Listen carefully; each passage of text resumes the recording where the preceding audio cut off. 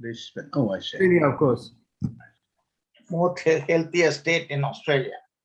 Oh, I see. Sunshine state. No winter, no summer, everything is same. 23 degrees. Don't you like changes? Like Maruf is having a song all the time. Yes. We have beach all round. There are hills on the thing. Most of the sportsmen from Australia come from Queensland. You're live on YouTube, guys. Okay. Now is Chula coming? As soon as Chula comes, Lawrence has been there. Lawrence, I'm sorry, we are chatting. Yeah, I'm ready. Okay. So we'll wait for Chula. You said he's coming, right? Right, One more whenever. person. But I got Hi. Hi, Lali. Where does Fry coming from? Ravi is in Connecticut, and he doesn't Fry, join. Fry. I mean, we go Fry. Yeah, Ravi Fry. Meeting. He's in Fry, Connecticut. Yeah, he's there. I mean, I haven't talked to him recently, but he's in Connecticut. Fry, Koneswaran, all these guys are there, but they don't come. Koneswaran is not very tech savvy, and he doesn't want to get into the tech world. Perhaps good and bad. If you have kids at home, there is no problem with us. Internet. What? If you have children at home, they know what to do. Especially Yeah. grandchildren. Yeah, I 7 know. years grandkid can fix the thing. Yeah. And I that think was Chula. I think Fry is not too well too. Arun. Yeah. He has had a stroke, but he mobility is a little impaired. But his children are close by, and he's all right though. All right. Pia's phone is Chula, is it? No. Lianage, right? That's Lianage. Yeah. He's also in Sri Lanka. Hi. Hi. Lianage, yeah. Yeah, what Hi, was how in are Sri you? Lanka? Hi, Lianagi, are you in Sri Lanka? Yeah, he's in Sri Lanka, right? He is. Maru, excuse we are- me, Arun. There was a call come from Lalita, and I said the Zoom meeting is on. I said, do you need the data for it? Then she said, I don't know how to do it. So Maru, maybe next time, since it's too late, maybe she doesn't have the app. Maybe I we have should- sent her already. Okay, anyway, that's I know there's a little technological concern. Mary also same thing. But anyway, I need I sent user ID, meeting ID, Yeah, password. what? Maybe also Maru, link. she doesn't And also have an link. app. But App එක Lalita's නැති daughter වෙනවා. sets it up for her. Daughter is there, no? That's right. Her daughter must be technologically adept. I so don't that know. is that is Just Chula, right? rang me. Veeradubage. That must be Chula. Well, Chula said he thought it was tomorrow, and he said I'll do it straight away. He said. Renage, you are in Sri Lanka, right? Sorry. This audio is not right. Okay. As soon as Chula joins, Lawrence, you start. Okay. We don't have to introduce you, a magician. No. Okay, a wonderful magician who has done great things. You want to give a little introduction of all the things you do, Lawrence? No. Do you drive out devils and Yes. bring angels down to earth? Huh? I have done that. Yes. About Halloween. Exorcism? You don't do exorcism? I have done exorcisms. I studied exorcisms in Sri Lanka. Can you do exorcism on Trump? Yes. I was going to say there's a couple in the US that we really need help with. Hi, Stanley. Hello. Hi. Right. Hi, Hi. sir. Hello, Vijay. You've forgotten your signature mates. Yeah, of course, yes. I can remember Nalini. Sugatapala, right? Nali, not Nali. Come on. Nilani Sugatapala. That's better. Yeah. Stanley, Milroy doesn't come. I was too Sugatapala, not Gadivir. Gadavira is What about Raja, Banda? Anda needs to sleep. He's got a competition tomorrow. He emailed me. He's competing in some Bulls tournament and he needs the sleep, so he can't. It's 3 o'clock in the morning for him. I know. So, Vijay, have you been talking to Milroy? I met Milroy about 2 weeks back. Since then, I haven't talked to him. Yeah, I must Maybe give you a should call. wake him up. And no, sometimes doesn't feel well. He has a back pain, and I think he had some prostate surgery, something like that. I didn't go into detail with him, but he seems to be okay. We should get together once. Yeah, the problem is time, 6 o'clock. Some people don't want to get up. I know, it's early for us. Saro, is it Shall- 5:30 in the morning for you or 6 o'clock? Now it is 6:20, roughly. 6:20. Right. Stanley, Okay. is Nandi Vijayasinghe there? He's also there. Nandi is here, but I haven't seen him. You know, he is an OB guy, OB but guy. now he has given up his OB. He's doing cardiac surgery. He's assisting cardiac surgery. He's in South. He's in South. I thought Orange County. he was doing fetal-maternal work, ultrasound. Yes, but he has given up OBGYN completely. Why? He has given up. Chula OB. Ratna is here. Hi, He has Chula. gone up from bottom Hi, to Chula. up to the Welcome. heart. That's Hi. only interesting. Say hello and then we can do the everyone. Ladies and gentlemen, Chula Ratna is here. Hi, Chula. Thank you, Lord. Good to see you. Hi, Hi. Chula. Hi, Julia. Lovely to see you. Hi, how are you? Yeah, I thought it was tomorrow. That's why I waited. See? Yeah. Every last Saturday the Chula. month, and do join us. It's so nice to have you. I will do that. I will do that. Chula, you are in warm clothes. Is it winter in Kurunagala? It's raining heavily. It's raining heavily here. How about snow? It's cold too. You should be sweating for humidity. Mm. Vicky, Okay. regards to Lakshmi. Thank you, Aisha. She's in the Okay. dreamlands. Okay, Lawrence, Okay. tell us something about what you've done professionally and all the extra professional, interesting aspects of your life in 3 or 5 minutes before you start. Okay, I'm still working in research. I'm voluntary capacity. I don't get paid, but I still work at the hospital. I've been there 42 years now. I'm in the research department, but everything is shut down because of COVID. I've been writing and publishing a lot on cinema, on race and gender issues in cinema. I've been giving lectures at conferences and publishing papers. I did one on Lolita, and I did one on Stephen King, all of which have been published. And I also volunteer at a center that treats victims of torture, but again, I haven't gone because of COVID. So basically, I'm remaining intellectually active and supporting people at the trust because medical staff are under severe stress because of COVID, lots of anxiety, fear, PTSD. So I'm informally supporting them offline. So I'm keeping basically active. Yeah. So, where do you publish? Where are your publications available? One is in a book called Companion to Stanley Kubrick. The other is in the Indian Social Services journals. But yes, I can send them out if anybody is interested in Yeah, no, Lolita just I like to just see. or Stephen King. Yes. Okay, Yeah. wonderful. Okay. All right. Shall we start? Okay. I think thank you very much, all of you. And first, I must thank Lawrence for volunteering very, very willingly.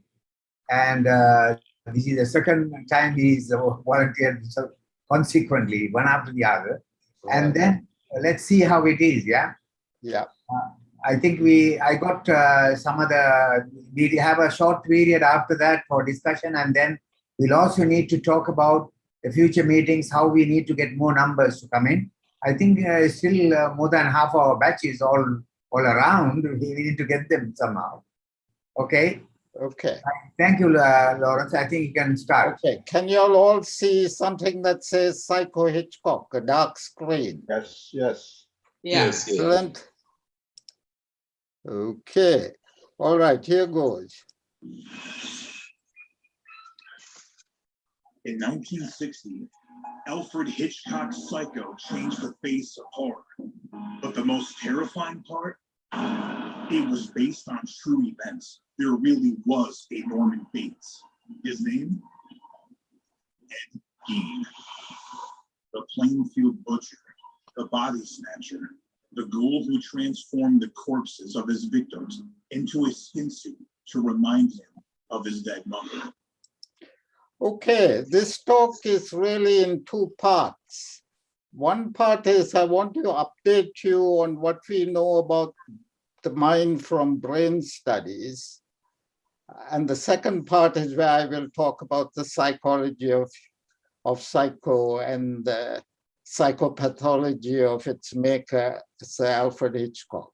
So what I want to do is bring you up to date, because I think part of our function is to know what's happening in the world of science and how we have come to understand the mind today. So I want to introduce you to, and one of the things that I have, Karunan asked me what has been my field of interest. My field of interest is to look at how we can understand the human mind from studying film. Now, films are very specific effects on the brain. The frontal cortex is involved in understanding and seeing and understanding and making sense of the story, the narrative. There is here the inferior frontal cortex refers what you're watching to yourself. So if you identify with Indiana Jones or whoever, or Marilyn Monroe, that's the part of the cortex that speaks to yourself. Then there is the amygdala, which is involved in fear. This is the part that's stimulated in horror movies. Then there's a very important area called the fusiform gyrus. And this is the part of the brain that, like your iPhone, does facial recognition, only can do more complicated things. And that's a very important part in cinema, because we infer the emotions from the faces of the actors, and I will go into that. And then there is the insula, which is inside the brain, if you separate those two lobes. And that's involved in something called empathy, or capacity to become identified with the movies we are watching. So films tell us a lot. They do a lot of things to our brain, and it helps us to understand ourselves. So I want to introduce you to what is called affective neuroscience. And I'm going to look at just 5 aspects of it. I'm just going to briefly cover neurotransmission, the role that sound plays, the role that vision plays, the role that cognitive aspects play, and the role that emotions play. Now, I want to at the outset say that I think the kind of studies I'm showing is, for me, phrenology. That means to say, the time when in the 18th century, when we could infer the brain from the bumps in your head. So locating brain function to areas doesn't apply for psychiatry or psychology. It's all right for neurology. But what we need to do is the connections between different parts of the brain, the networks. And what we are now studying is the connectome, and we're still only at the footsteps. But this, I think, is the future, and what I'm presenting to you is really research of the last century. Now, we have a range of emotions as human beings, of rage and fear and sex and care and panic. Underlying it are a series of different brain structures, like the amygdala, like the thalamus, like the cortex. And those are also controlled by chemicals, which are called neurotransmitters. For instance, when we have an orgasm, oxytocin is released. But the same oxytocin also helps us to bond with other people, to fall in love. And opioids, we all know, are involved in pleasure. So we have what is called a neuroendocrine orchestra that controls and mediates our emotions. Now, I don't want to spend, it's quite complicated, but I'll just explain one transmitter, which is serotonin, because we're all familiar with studies on depression. Now, everybody thinks that serotonin is associated with happiness, and the more you have it, the better. Now, that's true. The serotonin hits a receptor called the 5-HT1. But the same substance, serotonin, if it hits a receptor called 5-HT2, actually makes you feel scared. And this is what happens with people who go on Prozac. They often feel anxious till it settles down. And that stimulation, if you stimulate 5-HT2, you get edgy, your sexual function is affected, you can't sleep, you lose your appetite. So serotonin at 5-HT1 makes you happy. If 5-HT2 screws you up. And if you stimulate it in a certain way, LSD hits 5-HT2, you start having hallucinations. So it's not just the transmitter chemical, it's the receptor that receives it. I don't want to go into too much on dopamine. I just want to bring it up because there's something called salience. That means to say the way we give importance to something, the person you fall in love with, feeling that pair of shoes is the one I want. The meaning we give to things is related to dopamine. And that's why, and low dopamine is low in schizophrenia. That's why they're not interested, or in depression, you can be low. So people lose interest. So salience is related to dopamine, and that's important because when you're watching a film or anything, does that interest you? And that's mediated by dopamine. I'm now going to talk about music. And music is very interesting because it has a lot of effects on the brain. It induces movement. It makes us search for patterns of prefrontal cortex. It gives us pleasure through our nucleus accumbens, which is involved in dopamine. The cerebellum coordinates it. It makes it, or visual cortex, we get memories when we listen to music, and that's the auditory cortex through which we sense it. Now, this is the latest research on it. The social limbic system. Music makes us, whether to make music or to enjoy music, it makes us form groups, and that's one of the earliest things we know. The interest in music is we look for patterns, for melody, for rhythms.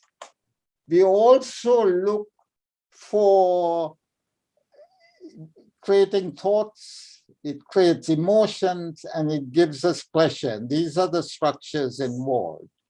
Now, the brain actually splits music up into different things: frequency, timbre, pitch, melody, all heard in totally different parts of the brain. And yet we experience it as a single entity. Yeah, we have a Zoom meeting for Slimo, and it's a very nice meeting. What is it about? Okay, all right. So now music has a kind of language. Music that's fast and of high timbre makes us happy.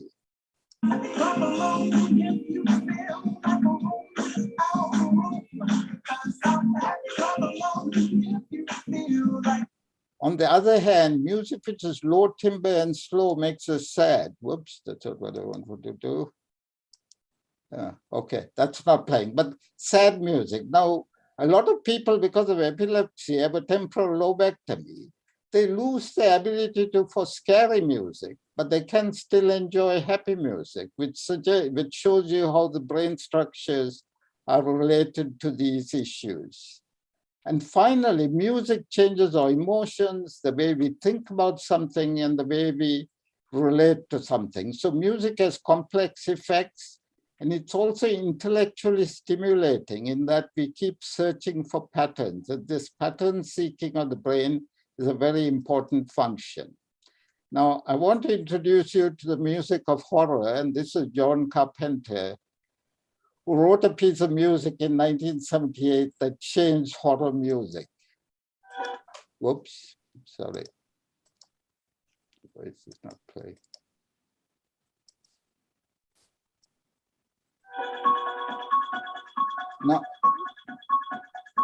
it's a 4/5 flat chord which causes dissonance. And what's interesting is your heartbeat synchronizes to the music you listen to. And this is one of the important features. When you're watching a film or reacting to music, your body is also doing it. It's not just your mind or your brain. The whole mind and body are connected. Now, you're probably asking me what the hell I'm taking on a suit tour talking all this abstruse Lawrence, stuff. Lawrence, can I ask you a question? Yeah. Yeah, what do you mean by the heartbeat synchronizes to the music? It gets to the same, it increases.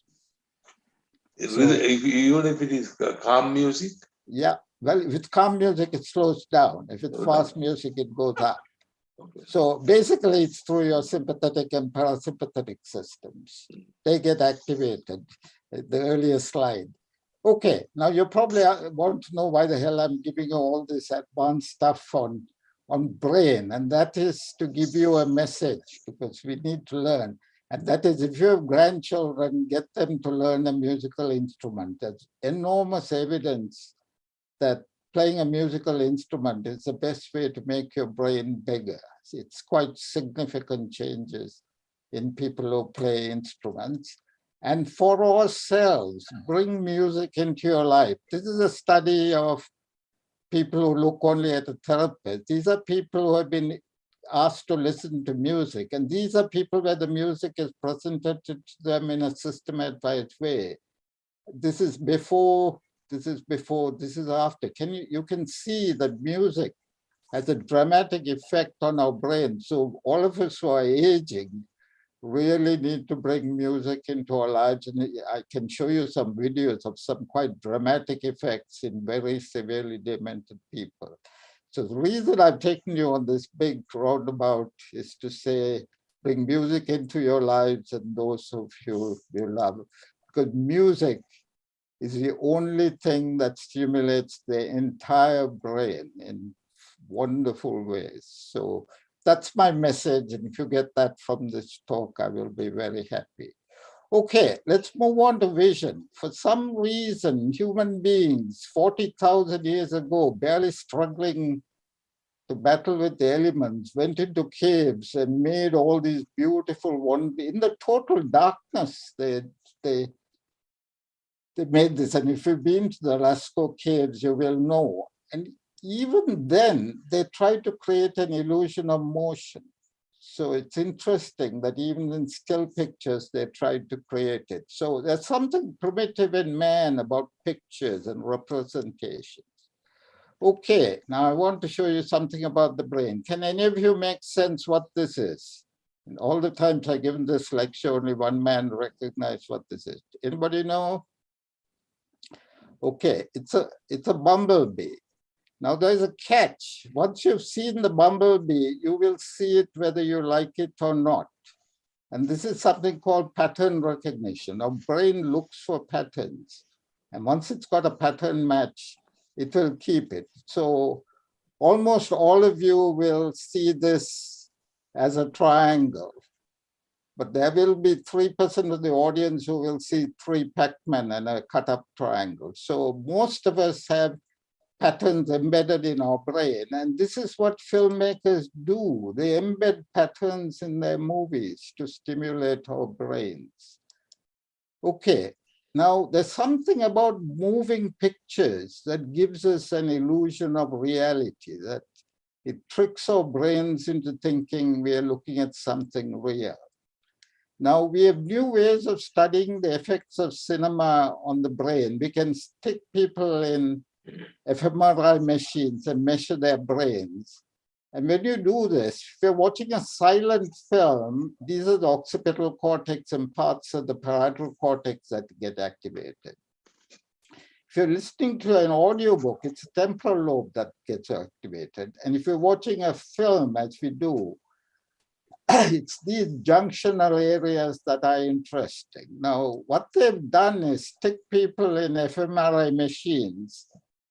They take about 30, 40 people and see which are the most parts that are stimulated in common. And in this experiment, they showed a Hitchcock movie, a Sergio Leone movie, TV program and just a picture of a park. And as you can see, Hitchcock had the most dramatic effect on the brain. So there's something about people like Hitchcock that they know what these brain mechanisms are and can play with it.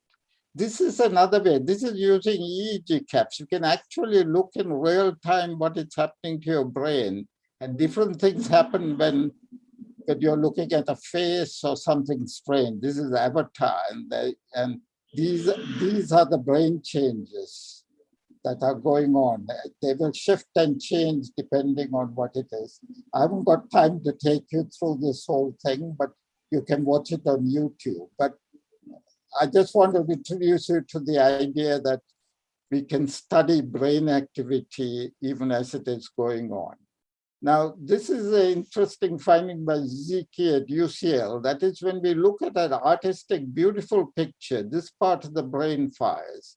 But if you look at something we consider ugly, another part fires, which suggests that beauty and these decisions are built into the brain. And these parts fire even if the person is distracted. So you don't have to make a conscious decision to make these parts of the brain fire.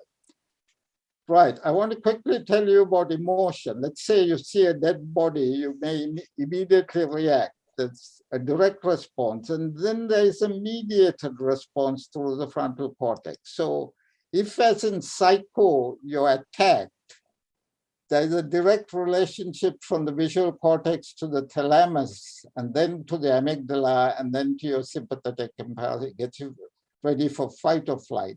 But there's also another circuit that goes from the amygdala through the cortex that makes a judgment. So the brain works on a quick, rapid response and a much slower inferred response. And these are and you get emotional behavior, you get stress hormones, you get sympathetic activation, all the fight or flight stuff we do. This also applies to cognition. We have two systems. And if you haven't read this book, Thinking Fast, Thinking Slow, can I recommend it? It's a mind-opening. That we have two systems. Let's test out the two systems on you. A bat and ball costs $1.10. The bat costs $1 more than the ball. How much does the ball cost? Any ideas? Any offers? It cost $1. It cost $1 more than the ball. How much does the ball cost? 10 cents. There you are. That's your Thinking Fast system. It's actually 105. It's 5 cents. The bat costs 105 because the ball costs 5 cents. If the bat costs $1 more, it's 105. So what you're reacting is, that's called system 1, which is fast. It goes.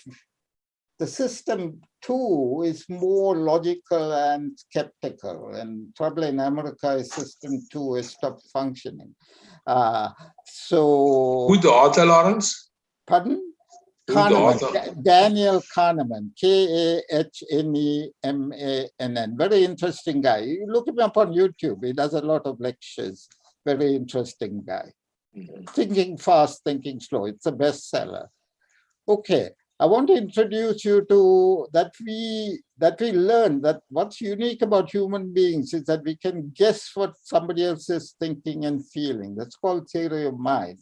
And a lot of it has to do with faces, that we can recognize different emotions in faces. I'm going to show you a mirror neuron study where he was asked to look at different faces and then to imitate those faces and then to just look at them. And this is what happened to him in an MRI machine. And in fact, at the moment I was looking at the happy face, my brain, and this is my brain, in that instant, see the red area here? It shows activity in the happy emotional part of my brain. And when I was imitating happy faces, look, I get even a bigger response. This, says Jacoboni, is a consistent result. Mirror neurons, he believes, can send messages to the limbic or emotional system in our brains. So it's possible these neurons help us tune in to each other's feelings. That's empathy. It's strong. Slow down. Don't let me die. And great actors instinctively know that if they put feeling and drama into their bodies, Hold me tight.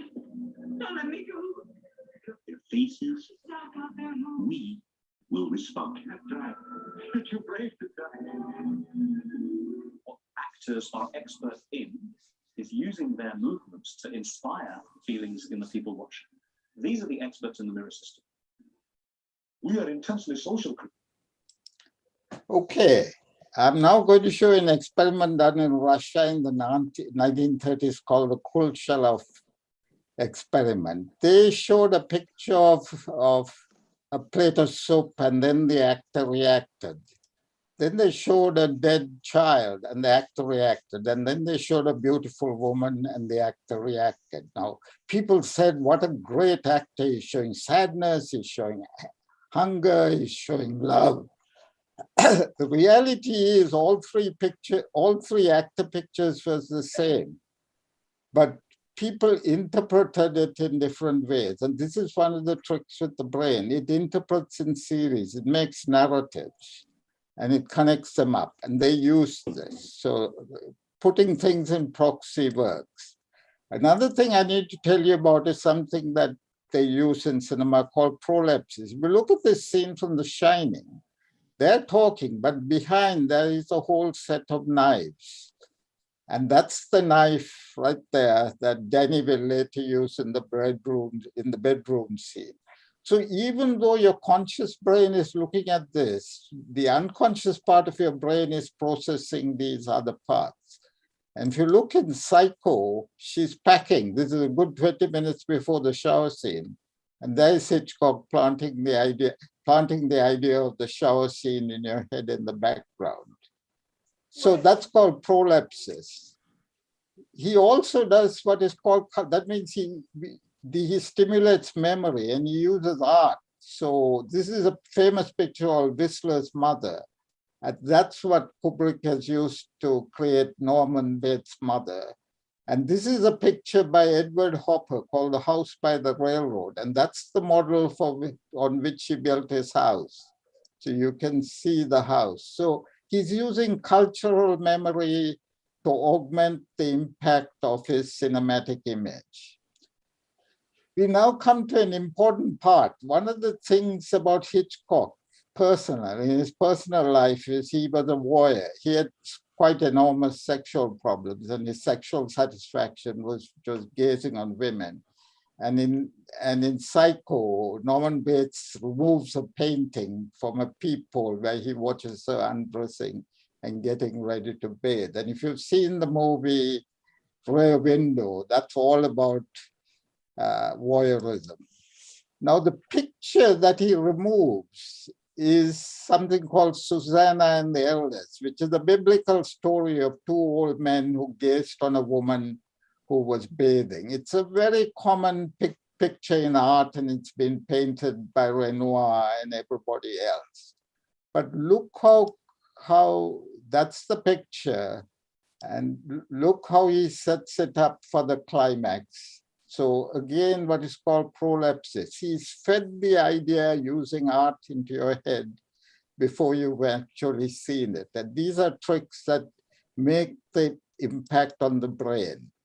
So for great enduring art, it can't be just a child's creation. It needs multiple layers of meaning. It needs to address this at many levels, not just at what we are seeing, but also what our brain is absorbing from the images he puts in front of us. Let's look at technical complexity. I'm now going to show you the shower scene.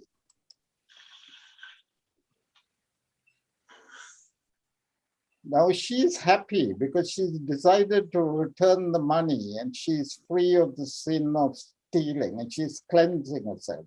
So this is a moment of celebration, of purity and of joy that she has repented her sin and wants to return the money and go home. She is free of guilt.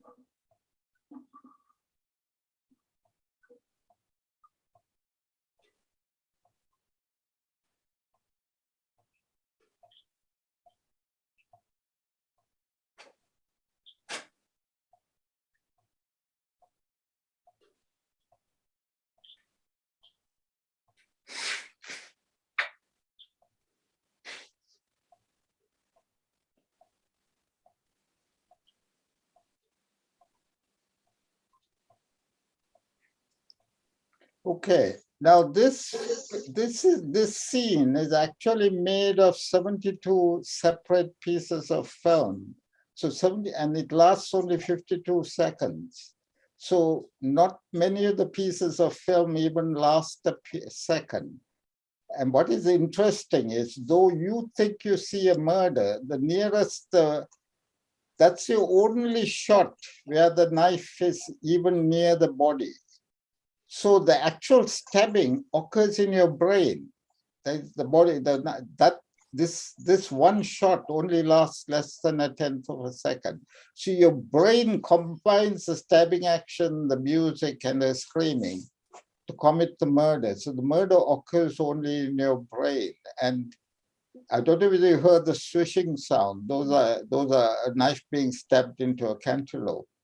So without realizing it, you commit the murder in your head. It doesn't appear in the film. And he combines the idea of sex and death. It starts with an eye and it ends with the eye of death. Okay, now there are three people involved in this monumental scene. There was Hitchcock, Saul Bass, who made something called the storyboards, and George Tomasiani, who cut those tiny 1 second or tenth of a second clips of film together. But I hope you'll agree with me that what really makes this is the music.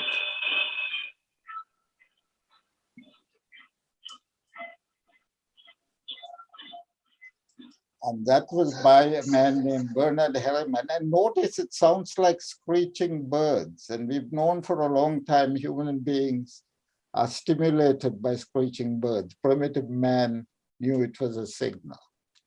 Okay, I need to introduce you to Ed Gein. Who was Ed Gein? Ed Gein is a man who's made millions for Hollywood. He mediated 3 of the biggest blockbusters: Silence of the Lambs, Psycho, and Leatherface in Texas Chain Massacre. Who was this man who has given such great gifts to Hollywood?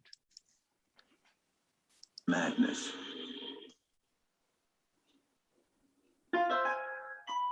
Born in 1906 in La Crosse, Wisconsin, Edward Theodore Gein was the son of an alcoholic grocery store owner and a strong-willed, God-fearing housewife. When he was 8, his mother Augusta insisted that the family leave their La Crosse home. One reason, apparently, she insisted that the family move from La Crosse was because, in her mind, you know, it was like Sodom and Gomorrah. With the proceeds from the sale of their grocery store, the Gein family settled onto a 200-acre farm in Plainfield. Isolated, the family dynamic grew stranger and stranger. Mr. Gein had a very strange relationship with his mother. It was a love-hate relationship. He listened to her and worshipped her and followed her very closely. She was religiously devout, if not fanatical woman, very, very domineering, very, very strong-willed. I mean, she completely dominated her husband. as well as her two sons, Dean and his brother Henry. Augusta would preach a lot out of the Book of Revelations that said that women were whores, women were tramps, women were definitely being out to, hurt people. Madness. Okay, so Ed Gein, he was a shy, lonely, reclusive man. His alcoholic father died when he was a child. He was dominated by his mother, who warned him against sex. He cared for his mother when she became ill, and following her death, he began killing women and fetishizing their organs. Now, following the disappearance of a local woman who ran a store, after Gein had gone to the store, they went and searched the house, and this is what they found. By morning, the depth of Gein's depravity had been fully revealed. Not only did police find Bernice Warden's decapitated body hanging from the rafters, they also uncovered a chair upholstered with human skin, skulls turned into bolts, silverware made from bones, a belt made from nipples, and finally, Gein's masterpiece, a suit sewn together from the skins of multiple women. Okay, so he was into something called necrophilia, which is sex with dead bodies. He was an early cross-dresser, but it was made out of human skin, and that's the theme of Silence of the Lamb. And these were all fetishizations. He was arrested, but found diagnosed with schizophrenia, and he was committed to a mental hospital. Some 11 years later, he was considered well enough and sane, and he was not found guilty, but insane. In 1974, he claimed he was cured and that it was all due to the illness and he should be released. They refused, and he stayed in prison till he died. But what is interesting is that the staff thought he was a model patient, and the comment was, "We wish we had more like him." So what the hell has all this got to do with Hitchcock? Let us find out. Note to chaos. Alfred Joseph Hitchcock was born into this straight-laced society on August 13, 1899. Hitchcock's birthplace was the family flat above his father's shop in London. Alfred's parents, William and Emma Hitchcock, shared the same religious faith, Roman Catholicism, but they often differed on how best to raise their youngest child. Both the parents were quite strict, but his mother was always the dominating character in the family, and she seems to have been a rather intimidating woman altogether. William Hitchcock was a greengrocer, and Alfred's uncles were fishmongers. Food was so important to the Hitchcocks that the family sent fresh fish to little Alfred after he went away to boarding school. Shy, overweight, and a loner, Alfred became obsessed with order. Before he'd ever been much further than the outskirts of London, I suppose, he claims to have had all the timetables for the Trans-Siberian Express memorized and knew every sort of station in Europe and what time trains came and went. But a year later, the teenage boy's world plunged into chaos. That August, Great Britain declared war on Germany and Austria-Hungary. 4 months later, Alfred's ill father passed away. At 50, Hitchcock scholar Camille Paglia. After Hitchcock's father died, he was in a kind of caretaking relationship to his own mother, in the same way as Mitch's character in The Birds is. So I think that for Hitchcock, the relationship of mother to son was a close bond, but also a kind of servitude. Every night, Alfred stood by Emma Hitchcock's bed while she quizzed him about his day's activities. In what free time he had, Alfred escaped. Okay, so like Gein, the father died when he was a child. He was forced to leave school. They had to sell their home. The 1914 war broke out. the mother became depressed, ill, and became hugely dependent on Hitchcock and controlling of him. And Hitchcock was a very insecure, ambivalent man with some features of OCD or even autism spectrum disorder in the counting of cars. So I'm arguing that he acted out that, whereas Geen acted out his fantasies in reality with the same psychopathology, Hitchcock acted them out in film. And he put it into the film.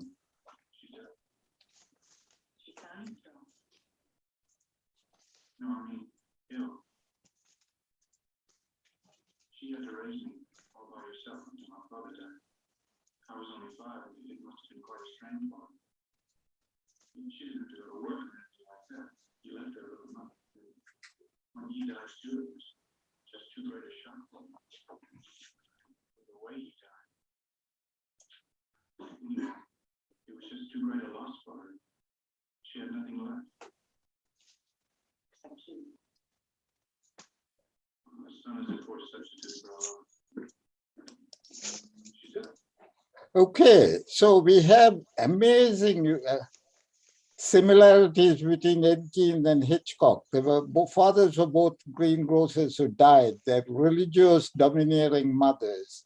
They had an enmeshed, ambivalent, caretaking relationship. They both the sexuality was demonized, and they were both shy, secure, lonely adolescents. So you can see why he picked this film, and he put it into the film.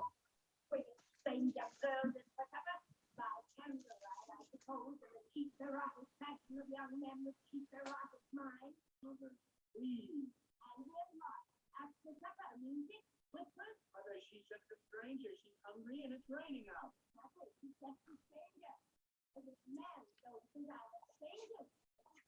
So, you should speak of disgusting things because they distract me. You understand, boys? Don't tell her you're not eating her ugly appetite for my food or my son. Or do I have to tell her because you don't have the guts? Huh, boys? You have the guts, boys? Shut up! Shut up! Okay, so we can see where what's called early adverse experiences in childhood get acted out in adult life with these two men. But Hitchcock had a series of pathologies. He was very concerned with toilets. And this film has the first flushing toilet in the history of cinema. He was obsessed with women's hair and spent a hell of a lot of time actually designing and working with various people about hair.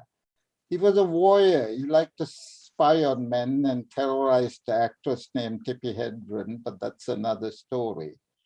And there's a theme of sexual sadism. That means women are traumatized and they seek the protection of a man, which is his sexual fantasy, that if you scare women, they'll come to you and they'll attach themselves to you. And that's what he hoped to do with Tippi Hedren. I just want to mention obsessive compulsive personality disorder. He was extremely organized. He planned the movie in great detail and then just filmed it. And that's organization, perfectionism. Now, it's very interesting when you look at Hitchcock the man and Hitchcock the filmmaker. Psycho was his supreme achievement. And leading up to that, he'd had a series of hits, especially North by Northwest, which was a big hit. And Vertigo is classed as one of the greatest films ever made. After Psycho, he falls flat. All the films, with the exception of one very sexually explicit movie, failed at the box office and got very bad reviews. And Hitchcock himself, after Psycho, descended into chasing women. Up to now, he'd been sexually chased and didn't even touch Grace Kelly. But after that, he began drinking, became depressed. So both as a filmmaker and as a human being, he disintegrated after he came out, after putting his psychopathology on film. So very briefly, there are men who form very abnormal attachments with their mothers. They call enmeshed relationships. And Freud influenced Western culture. Freud obviously had a sexual feelings for his mother. She was his father's third wife, very young, and the mother was very obsessed with Freud, and there was clearly feelings of incest. So what Freud did was, rather than see this as an enmeshed, unique, shall we say, unusual situation, he used the myth of Oedipus, who killed his father without knowing it, and then married his mother and said it's universal. And this is now called the Oedipus complex. But certainly there's every evidence that both Gein and Hitchcock had an unusual relationship with their mothers, which skewed their sexuality. Now, I've shown you in the actual words of the film how it acts out, but it's also in the narrative of the film. Hitchcock himself says it. This young man, you had to feel sorry for him. After all, being dominated by an almost maniacal woman was enough to drive anyone to the extreme of this young man. And he puts the actual words. There's also the a son is no substitute for a lover. So all the elements of his personal biography are embedded in this film and transferred to us using a number of very clever cinematic strategies. And if you look at the structure of the film, there is a mother living with his other self. He's keeping the mother alive as an alternate self. Sexuality enters into it, and he kills. If you immediately after he made Psycho, he made a film called The Birds, and in that you have a mother and son, and it's in the script of the movie how closely they're enmeshed. And everybody asks, why did the birds attack? Well, the birds attack when Tippi Hedren is crossing the lake and entering into this bond between mother and child. And that's that's the disturbance in the universe when you break up these enmeshed bonds. So what am I saying? That I'm saying, what's my final formulation? That he had features of obsessive compulsive disorder in that he was controlling, that his films reflect his psychopathology, that he was obsessively controlling in his films and his women. He was very controlling of Tippi Hedren. That model was derived from an early attachment to an abnormal attachment with his mother, that the absent father was a factor in this, and that the murder and the attacks of the birds is triggered by the entry of a young woman into an enmeshed situation between mother and son. So that period when he expresses his psychopathologies in the art is when he comes apart. And we see this all the time with sexual abuse victims. They don't talk about their abuse. But when they do, they often completely fall apart, and we have to prepare for that when we are taking history. So, okay, so fiction, this is the writer J.G. Ballard, who says fiction is a branch of neurology. The scenarios of nerve and blood vessels are written in the mythologies of dream and desire. So fiction comes from our very guts, and film, through the brain mechanisms of mirror neurons, affect us fundamentally. And I leave you with a quotation from Penfield, that the problem of neurology is to understand man himself. Thank you very much. Okay. Very good. Fantastic, Lawrence. Can you put the whole thing on, Maruf? Can you make it a non-YouTube resizing the window? Lawrence, very interesting, Lawrence. Thank you. Yeah. That's fantastic. Okay. it's interesting explanation of a particular phenomenon, film and the man and the me and the psycho. But just a curious question in the description of the relationship between a man and a woman or the girl, the frame in which we studied, I think at our time and even in your talk, is the man is domineering and the woman is the less domineering kind of thing. And you have, for instance, enmesh relationship is always with a son and a mother. Okay. Now my question is, given the cultural change we've had in the rights of women and the expression of the women, does it remain the same, or are there phenomenon, for instance, enmesh relationship between daughters and fathers, and so on and so forth? Oh yes, you get enmesh relations. Cultural context of the world has changed in terms of the way women are looked up, and I mean the relationship culturally has changed. Has it been reflected in the language and film and all that? Yeah, yes. Well, shall we say feminism has made a huge change. It's made us more aware of these relationships. And it's interesting, when I gave it last year at a consultant conferences, I got attacked by the women consultants saying I was demonizing women. I said I was talking about a specific case. I wasn't talking about all of these.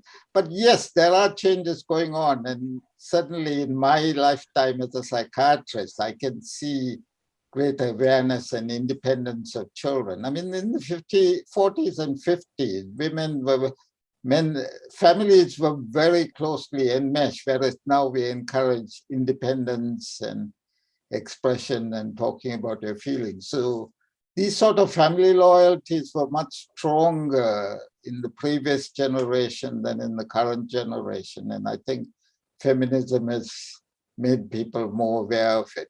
But you do get families, skewed pathological families, where children get sexually and emotionally attached to both boys, mothers and children, and daughters and fathers. Oh, that's even more common. That's sexual abuse, emotional abuse is, if anything, more common. This kind of mother fixation on the child elements do exist, and you still get it in other societies. Yes. Maruf, can you make all the screen more? We can see Lawrence mainly, and the others are not seen. Padmalingam has a question. I can't see the rest except for two people. Yes, Lawrence, it was a fantastic presentation. I loved it, and I'm sure all our classmates loved it too. You are such a big-time professional to analyze our minds, but I want to make a few statements. Everybody loves their mother, but I cannot forget my mother all my lifetime because she said this to me: your older brother is the doctor, you have to be a doctor. That's how I became a doctor, because of the love I had for my mother. And there was a 12-year difference between my older brother and me, and I had other plans of doing something like my uncle who was a lawyer. Anyway, to make the story short, I had to try 3 times to enter the medical school. But what I want to say, ask you a question is, in modern times, our grandchildren, I am worried about them. I have 6 grandchildren. 3 of them are teenagers, and the modern way of life is not the way we grew up. And my question to you is, what do you think should be done about things like all these Facebook type of thing, which is spoiling teenagers from whatever I hear in the news? Am I right or wrong about modern media? Yeah, I mean, I agree with you. Our children are facing challenges that we never faced. And whilst the freedom is all good, they're also pushed into situations. I'm actually working on something about preparing this generation for the impact of Facebook and social media, because we know suicide rates are going up in in teenagers. We know eating disorders, self-esteem is affected by social media. There's also the huge impact of pornography on teenage male boys, because that's their only source of sex education, and it's the most extreme forms are freely available. So in a sense, we need to look at ways of preparing our children to cope with this, shall we say, onslaught from what I call artificial intelligence, because what's presented to our children is manipulated by artificial intelligence. This is another lecture, which is a bridge between the two last lectures, but something I am working on. So in a sense, the affectional bonds and the terms of that are different from the kind of power our parents had over us, but we still have an emotional bond, and those attachments are very important. But I also think we need to prepare our grandchildren, especially, for coping with this kind of world, where their peers and social media will be big factors in their lives. So teaching them to understand. I have a separate lecture called The Hidden Messages of Porn, what kind of messages porn tells young people and the wrong impression they get. And it hits both men and women. So yes, there are challenges in this world. There are great liberation and greater tolerance, but there's also enormous dangers, especially to personal attachments. Lawrence. Yeah. Thank you. Freedom is good, but shouldn't it be guided? Yeah, exactly. So we need to be aware of their world, because they live in a totally different world from us. I mean, we don't even know how to use some of the technology they're using. So yes, I am working, and there are people working on how to prepare people to cope with how to deal with social media, how to deal with pornography, how to deal with peer support. So enormous challenges, and yes, I mean, But Lawrence, guiding is through your experience. Yeah. So you are going to guide through your experience, but it's a different era. So how do you guide? So you have to get young people. Yes. You have to work with the generation after us. But there's a lot of research on this. I mean, the guy Kahneman was one of the early people who showed a connection between iPhone sales and suicide.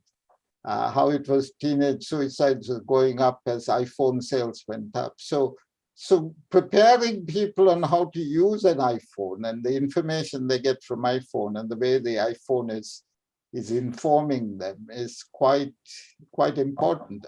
I mean, we need to talk to our children what they're watching and listening, and they may not talk to us. I mean, suddenly getting young 16-year-old to talk about the pornography he's watching, it's not something he's going to talk to his parents. So you've got to find peers and set up peer groups, and schools are going to be quite important.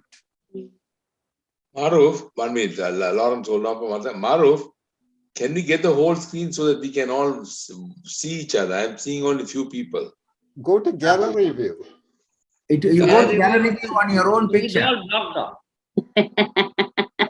For you in your own thing. There is yeah, I thought you were controlling it. Got it. Sorry about it. See, technology. I only control at the time of the presentation. Yeah. Yes. Someone had a question. Yeah. Hi, Lawrence. That was brilliant. Enjoyed it thoroughly. My question was actually sort of a bridge between these things that were asked of you and your presentation in a way. Do we, as people and minds of our own, choose what we watch and see and hear, or are we modeled by what we are being presented with? Currently, obviously, as most of us know, movies are moving towards more violence, more sexuality, more graphic, everything. Nothing left to the imagination anymore. So are we being, in a way, sort of brainwashed by that? Or do we make an effort to watch only what our own upbringing, personality, interests direct us to? How does that fit into all of this? How much is one and how much is the other? And obviously the Facebook stuff also fits into some of that. And so with the music as well and the lyrics as well, isn't it? Because the lyrics and the music will determine your, how you feel and your emotions as well. So that's all affects. So the music now compared to what we used to is completely different. So. Exactly. Like, for example, hip hop, you hardly understand the words. And as opposed to, opera, or even opera, we don't understand, but then the music is different.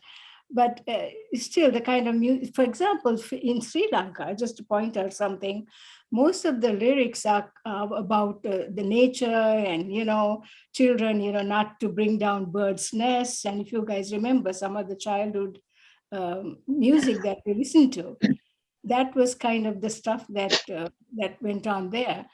And nowadays, it is like, other than John Denver, everybody else is all about love, love, love, and sex. So, yeah. It's a totally different world. There is a problem.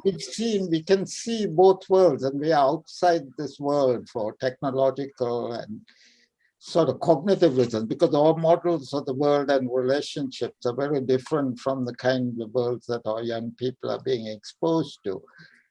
That's the world as it is. We can't change it. All we can do is work with our children to prepare them for it. This is what is being said, or grandchildren really.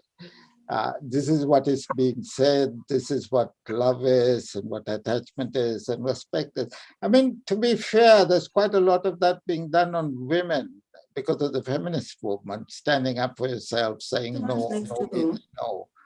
I don't see that being said to the boys about the kind of lyrics and pornography that's being presented.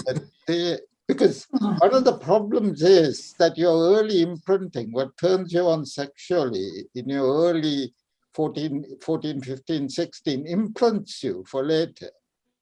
And if you're having this kind of explicit pornography, that's going to affect you. And I'm in some ways, I think girls have had a greater sense of their rights and their protection to some extent. I'm not saying it's perfect.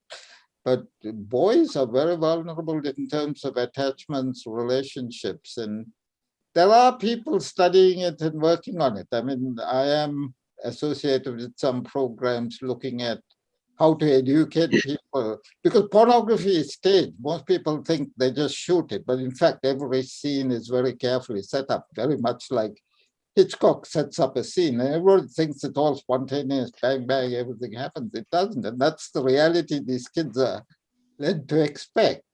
So in a sense, one has to teach them, just as I've shown you what happened with Hitchcock and what he's doing to you, explaining to young people what's being done to them and being prepared to face it. So yes, they are starting to do it in schools.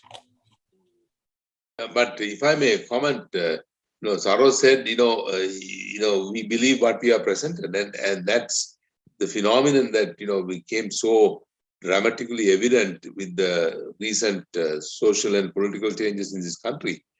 People are presented lies and they believe it. Yep. And even what we believe is the truth is something that is presented to us. So we do. The proclamation. Storytelling are the two methods by which we form our belief systems and our ideas. And that's a simple method that is true whether it is on Trump's side or whether it's on the religious side or whether it's the family side. The issue though is, how much of these values that we bemoan losing, like Stanley saying, experience is the way. How much of that is really something we lose? We lose it because that's what we were formed. But is the new generation necessarily losing everything? Yeah. Aru, there are too many variables. You have to select something. You can't select everything. No, what I'm saying is that I agree with Stanley, but even in our upbringing, we had, this is a new world. World is interconnected. It's communicated. it's a totally reliable. We came up in a world where we were more isolated and were not exposed to so much news. For instance, I got, when I grew up, the news came in a newspaper that a newspaper boy put in, and even that very few of the homes had. So the news was just from the neighbors.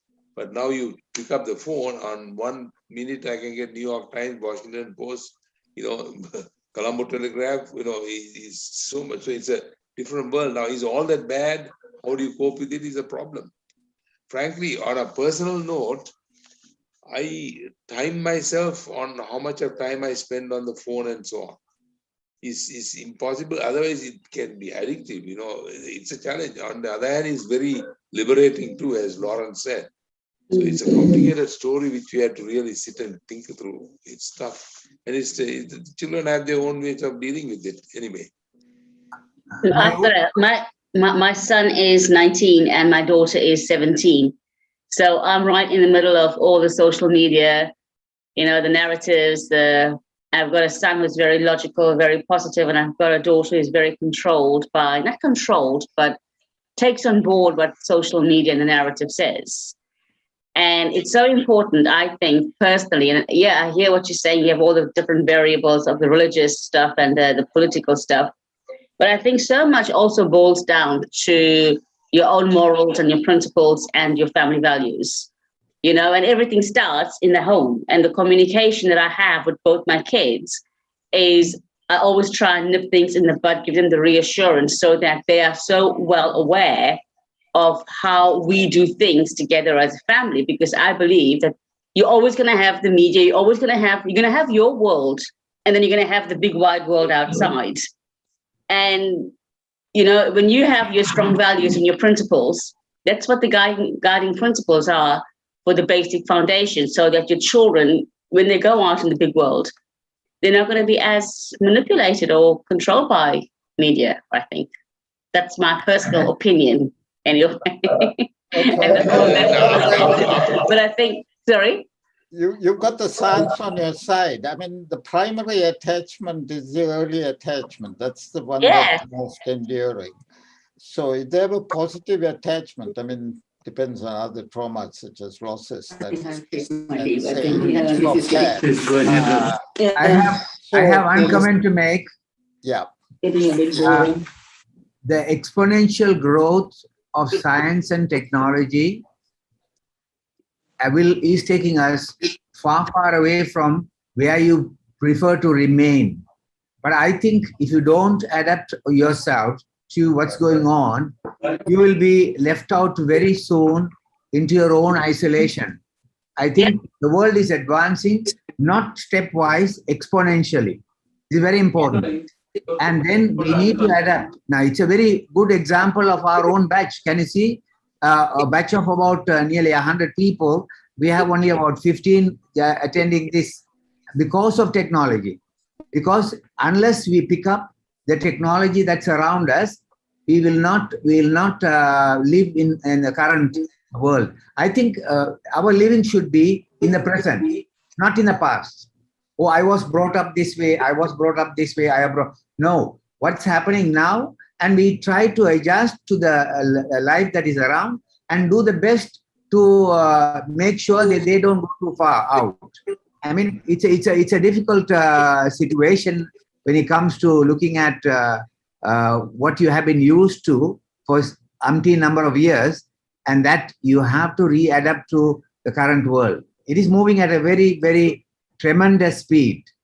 I think we need to know that things will change and we can adapt.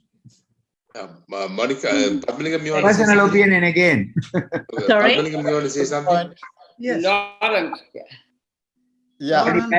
Padmalingam. Yeah. And then Monica, and then. I have a question for you again. I'm sorry. The idea is every person, in my judgment, does have some OCD. Without obsessive compulsive disease, I don't think we would have succeeded this far in life. I think so, my question to you is, what do you think about this condition called obsessive compulsive disease?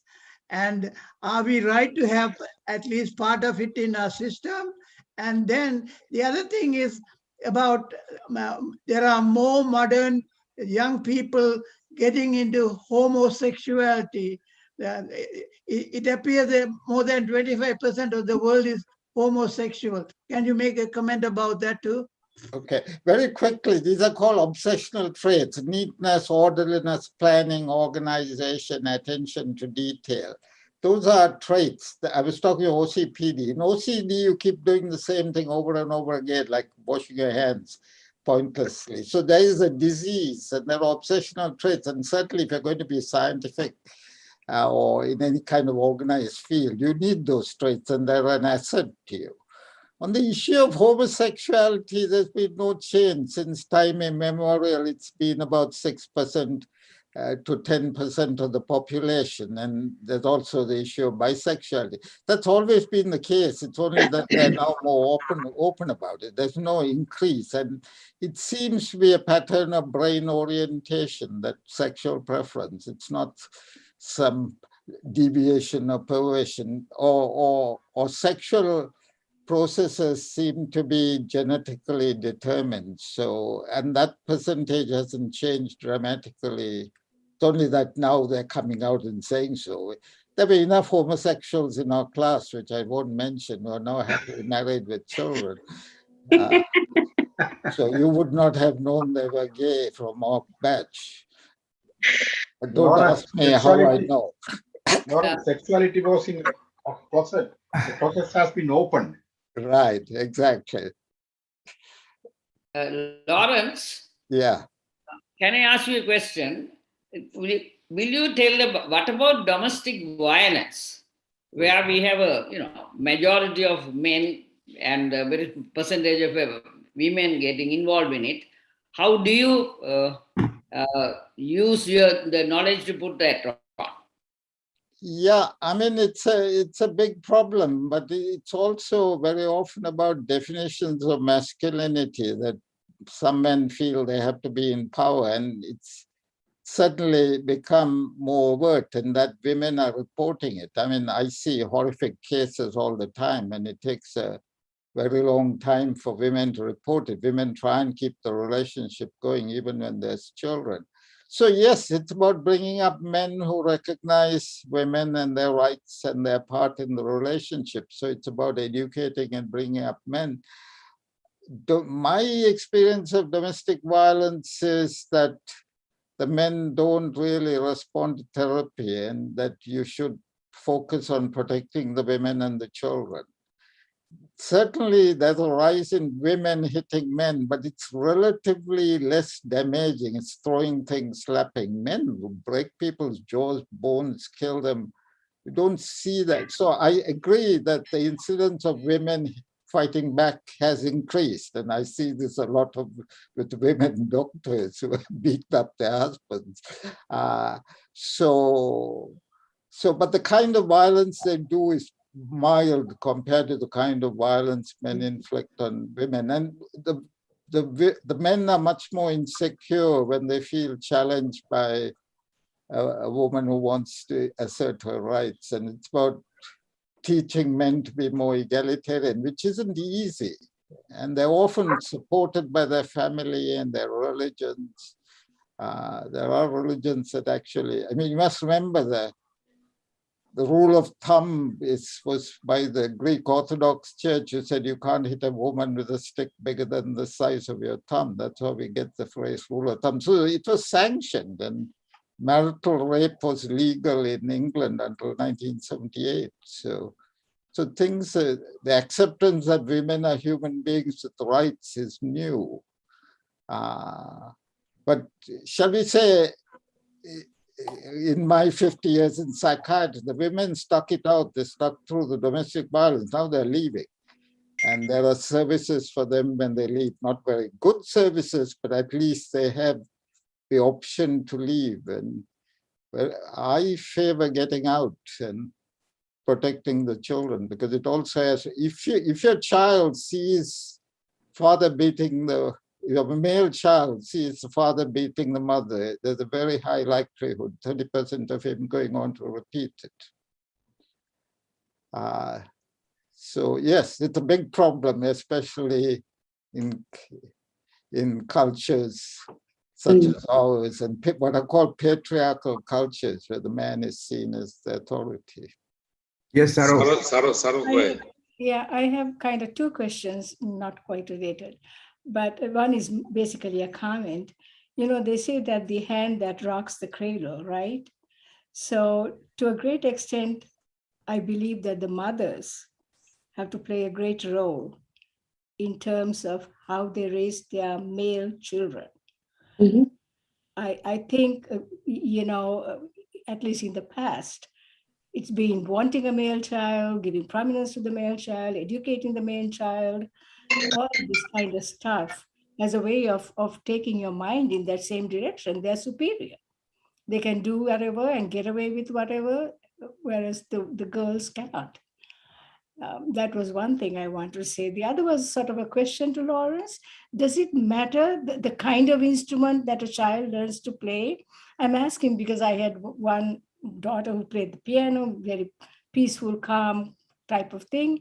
And I have a grandson who's into drums, which is heavy, banging all over the place. And are the effects on the brain different, or is all music good? His drumming is brilliant, is beautiful and all of that, but it's loud. And so just your thoughts on that. Okay, very quickly on mothers. I mean, the problem is in patriarchy, we associate bringing up children with the mother's responsibility. So that would be my only objection to that.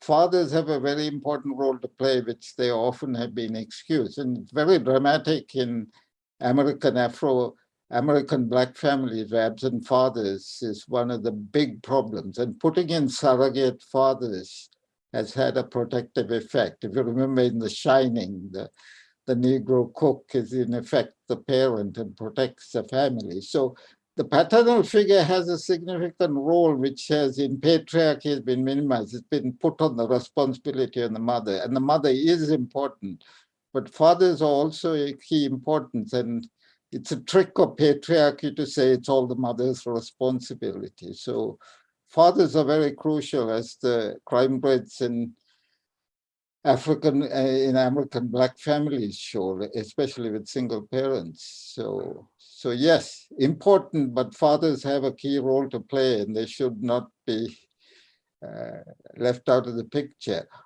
I don't know, I'll have to look that up, but the reason why the brain grows is that there's feedback through the auditory loop into the brain, and then there's the mechanical technical expertise. So the corpus callosum on both sides is stimulated, and it's a combination of hearing, getting a pattern, and executing it that seems to stimulate brain growth. But shall we say in the studies in dementia, it would seem that it stimulates memory and contributes to neurogenesis.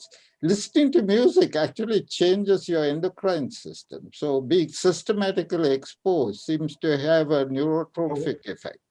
So I'll find out whether which instrument, but I know one of the people played the flute, which is only fingers and breath, and his brain was 10% larger, but I saw that study. So maybe, I don't know, interesting fact. Good question. I will see if there's any research on what's the best instrument to grow your brain. Yes. Yeah, can I make two? Sorry. Does it have a sports have any effect on? Yes. I mean, exercise in general is neurotrophic, and people who exercise regular have fewer dementia changes, all changes. I mean, exercise has quite dramatic effects on the brain and on health. I'm not sure there are studies saying that, like in music, that your brain is actually 5 to 10% larger, which is a huge amount when you think about it. It's called the Mozart factor. They say. And Nilani has a question. Yes. And after that, Nilani, then I have a comment too. 2 comments. Yeah, Nilani, go ahead.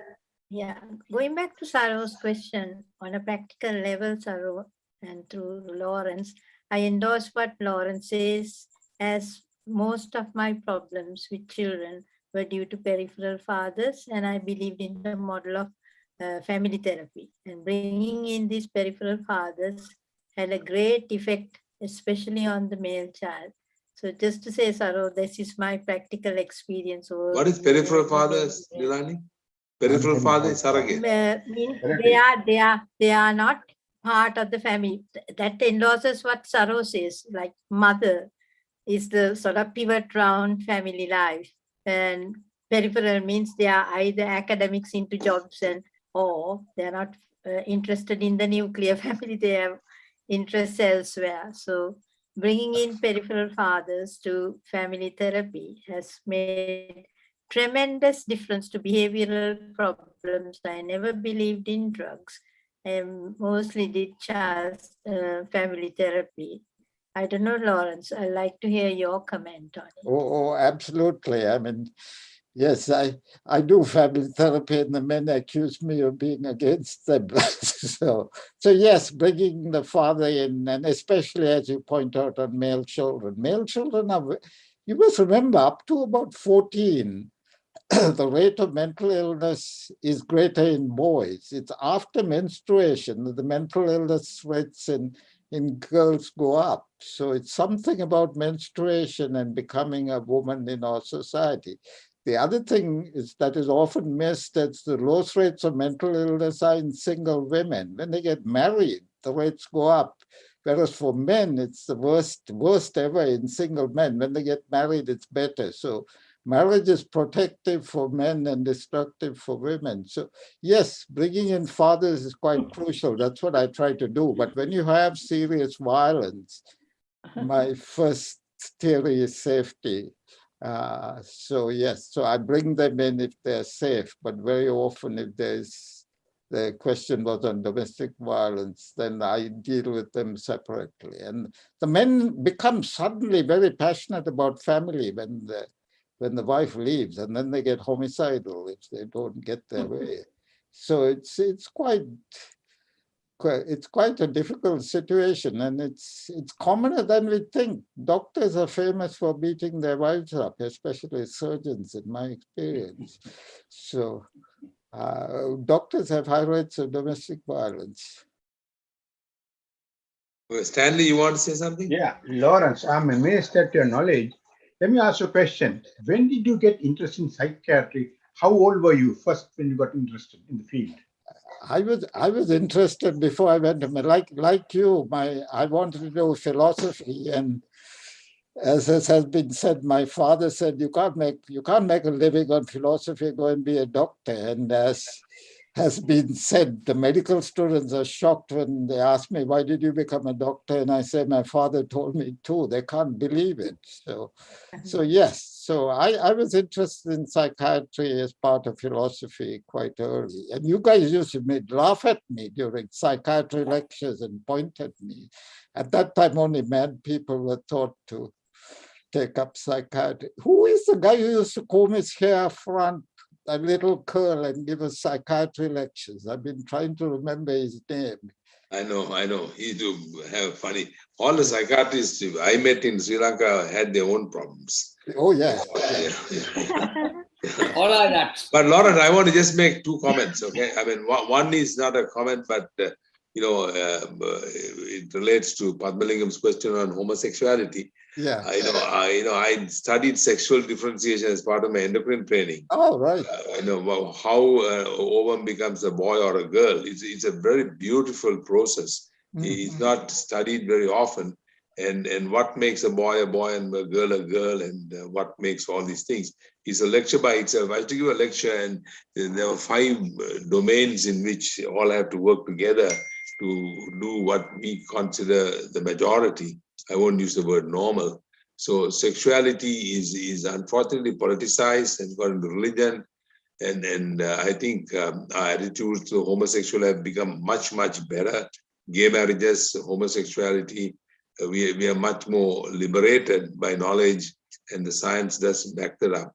So I don't think even a question of which sort of implies in the background of homosexuality being something abnormal and something unique, we should move to a place when that should not be warranted. I think, and so is it with gay, bisexuality, and so on. And if you want, I can give a lecture on how ovum becomes a male or a female. It's a beautiful talk. I haven't done it for a long time. I do it when I was in the. I think we're going to do it. Yes, next lecture. Next lecture, we already have someone lined up. It's a fascinating question of how does a boy become a boy and a man. I haven't practiced that recently, but I've had people who are transgender. I've had people who change their sex. I've had patients with that. And initially I used to be just flabbergasted to see grown-up men wanting to be women. I've had patients who are very successful professionals who've changed sex after they have children. So it's a much more complicated story, and we should not be judgmental because the world is far more complex than our brains can do it. But having said that, I want to move to another topic, Lawrence. You know, there was a cause and effect statement you made that violence is related to single black fathers. Common, it's not related. It's a comment. It's a comment that is often propagated because I think Saro is in Chicago, in a place where there's a lot of black violence and so on. However, the origins of black violence or the black situation, the incarceration rates, has a strong political, oppressive, unjust background. And I think unless you understand it in the term, even their family structure is in that background. So I find it's, you know, you have to, there are a couple of movies I can recommend, the 13th Amendment, the 13th, 14th.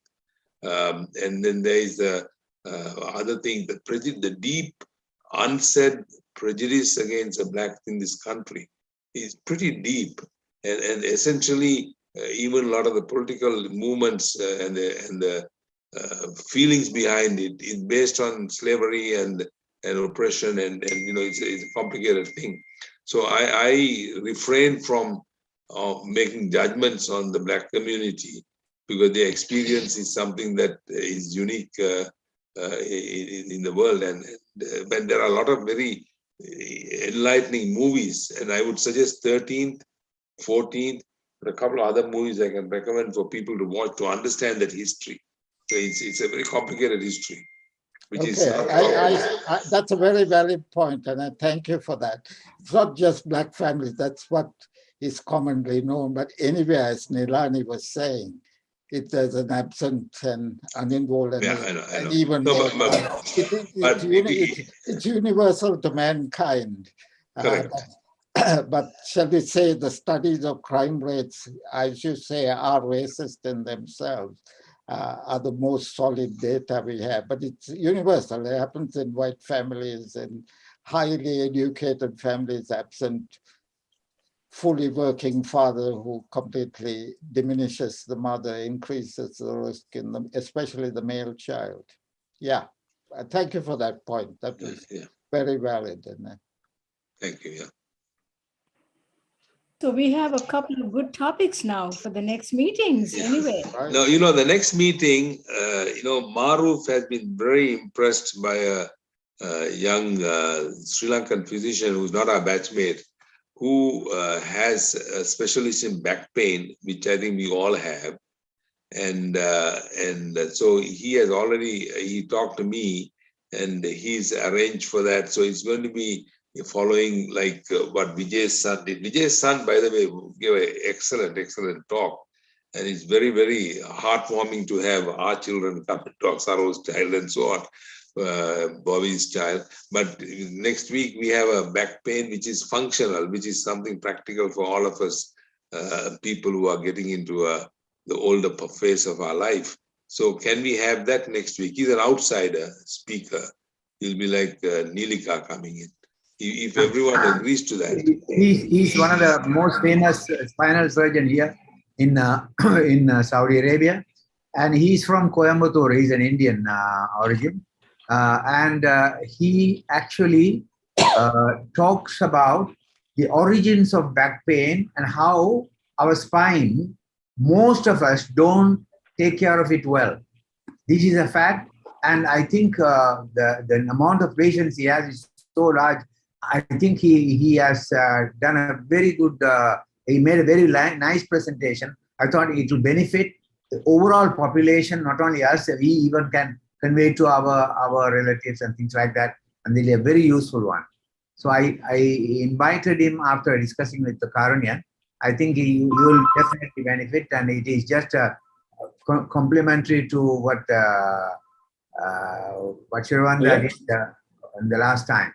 I think it's a very good lecture that I would recommend. So it will be the next November 27th, the Saturday.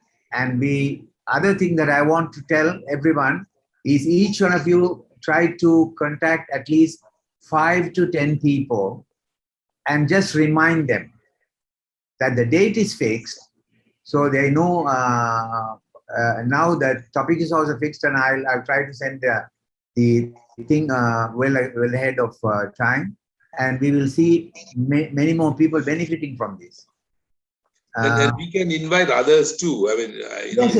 It's lovely to have Monica with us. Because I think we can easily have 100 or even more, and it's on live on YouTube, and those who cannot join using the Zoom can go to the YouTube and watch it at the same time.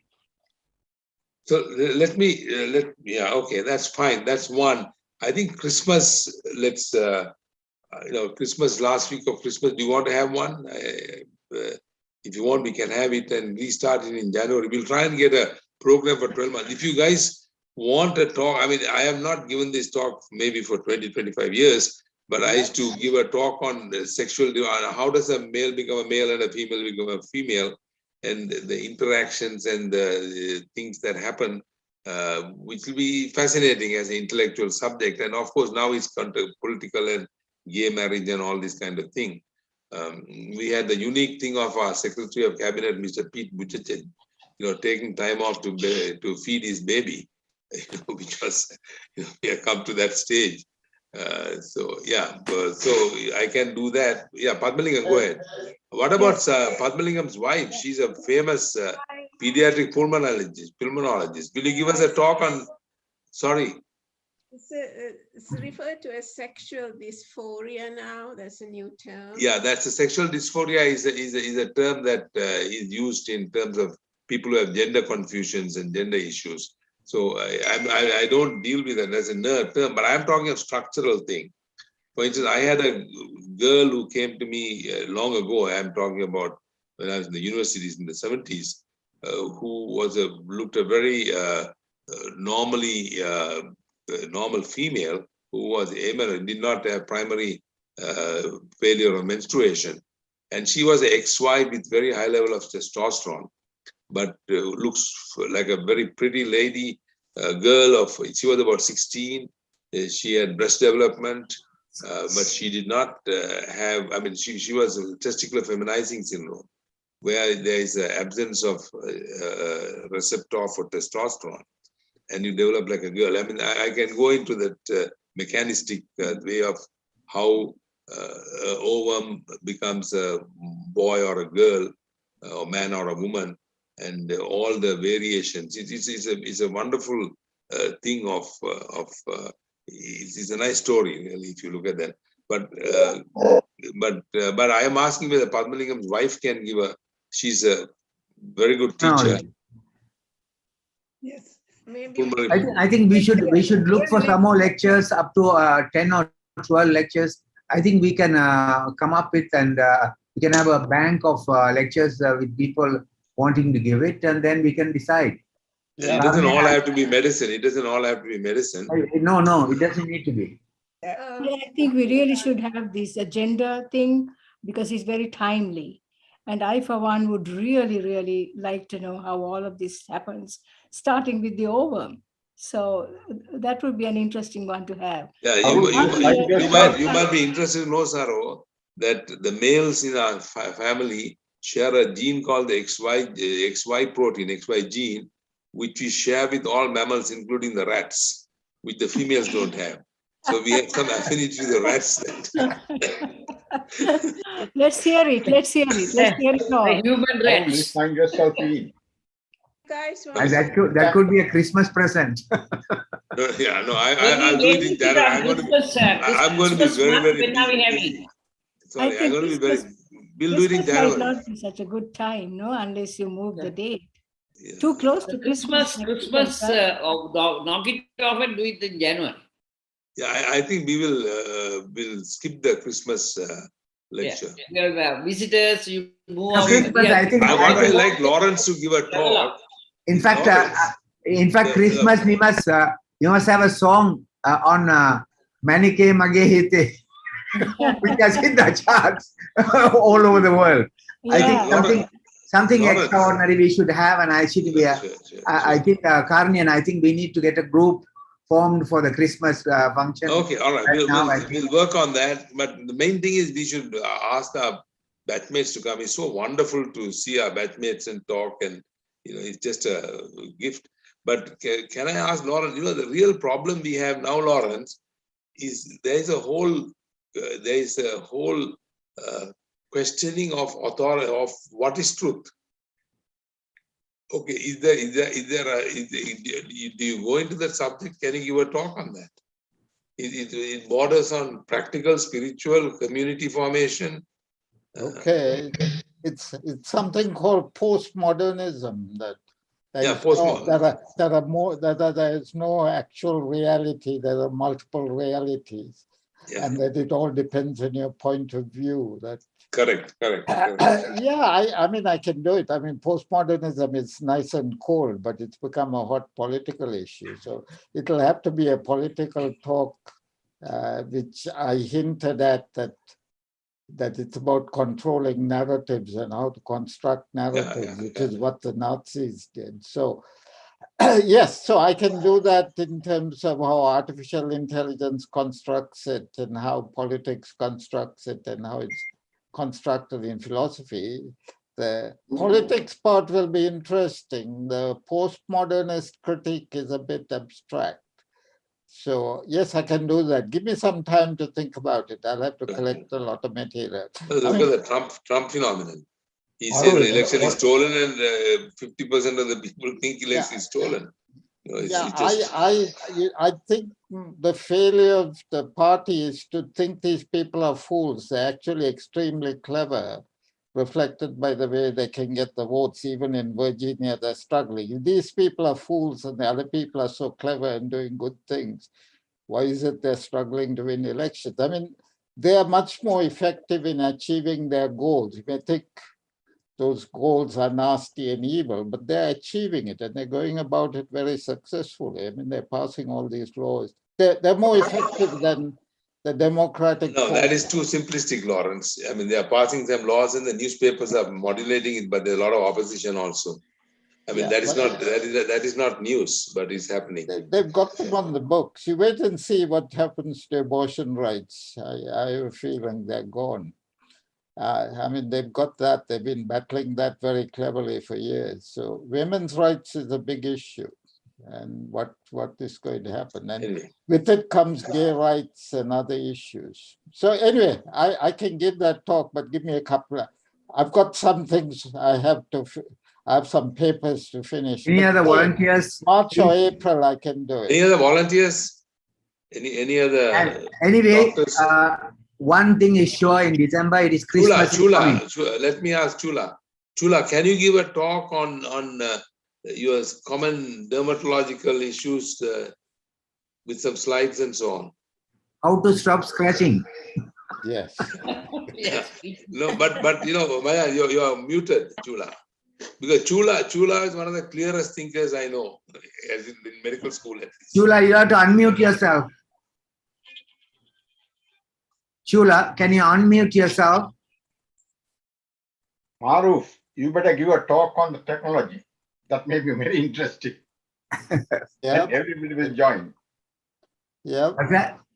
Chula, you are not unmuted. You are unmuted. Lianage gave his talk about how a dead person became alive. Hi, Chula, yes. Go on. Yes. Yeah. How Yeah, to no, stop scratching? We want to know. I don't think it's a very interesting topic. No. We are just saying that common. No, dermatology? I don't know. Anyway, we'll see. Well, Yeah. manifestations of allergy, maybe. Yeah. Okay. We'll see. Okay, Chula.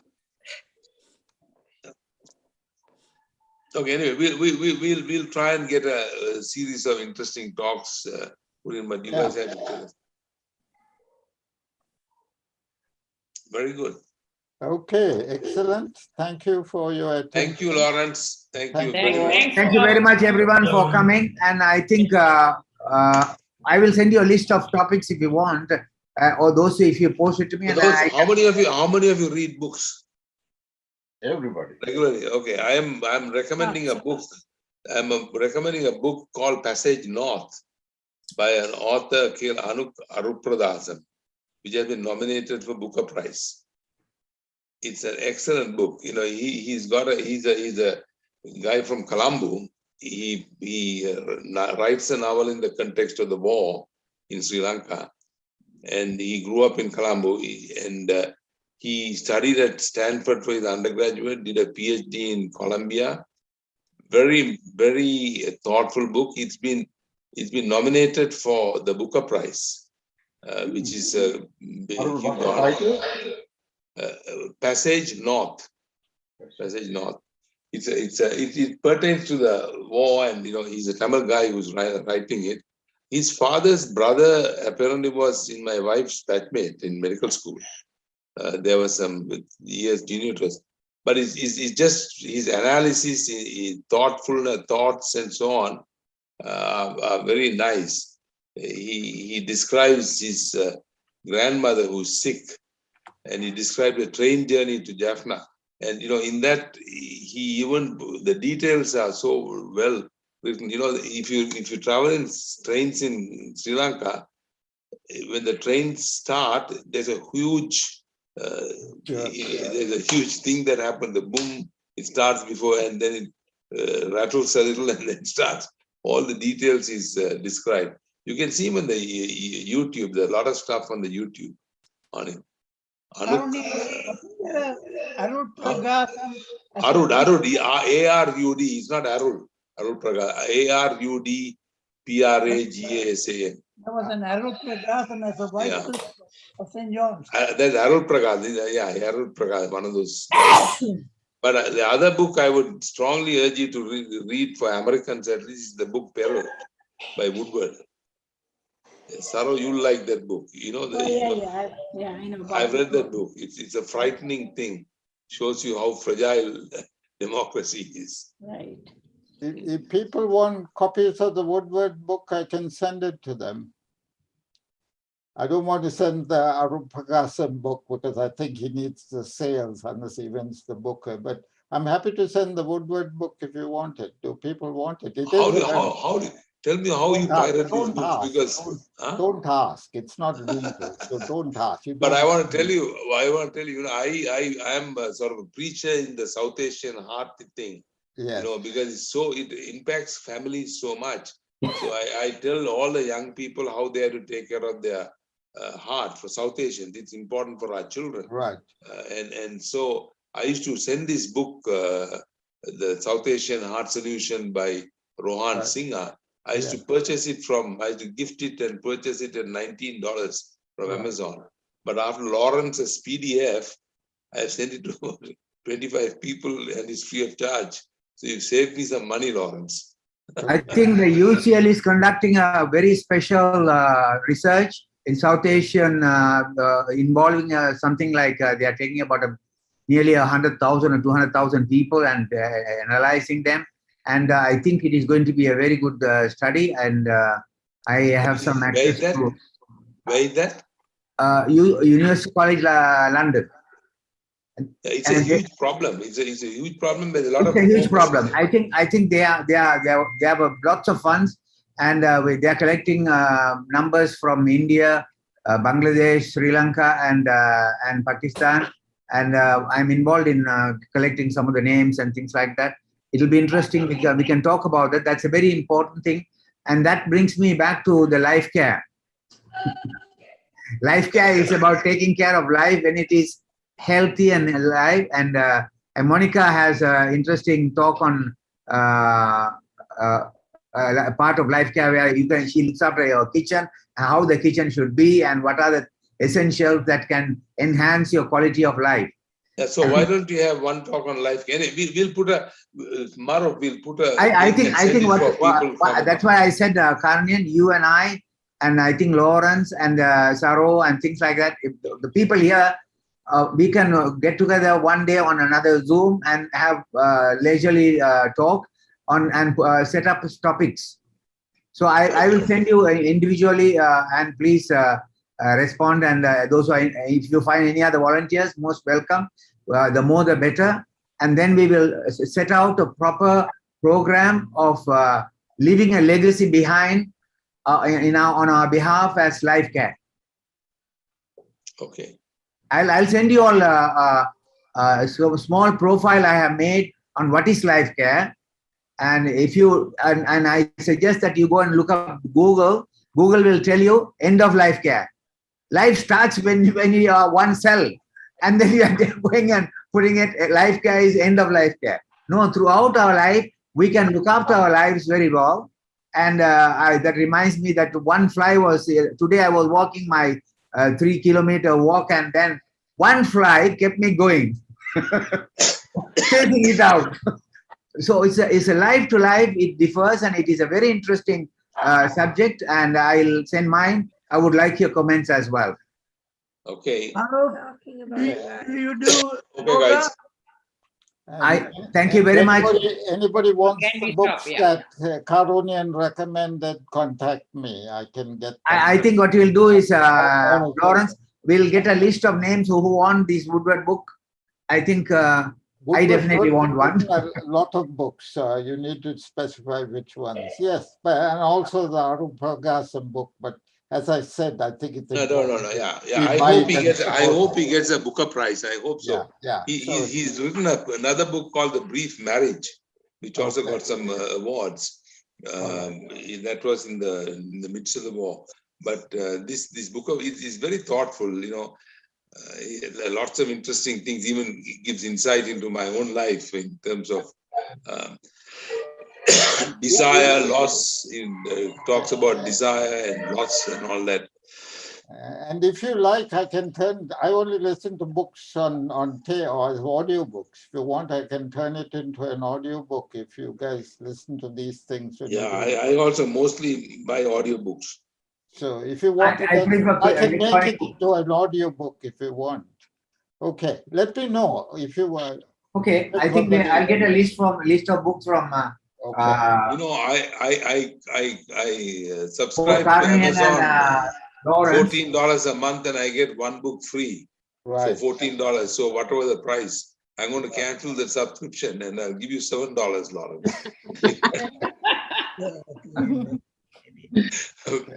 Yeah. All right. Great. All right. Great to see Thank you very much. Thank you. Thank you. Good morning, good afternoon, good night. Thank you. Yeah. See you on November 27th. November 27th and origins your backbone. Right. Okay.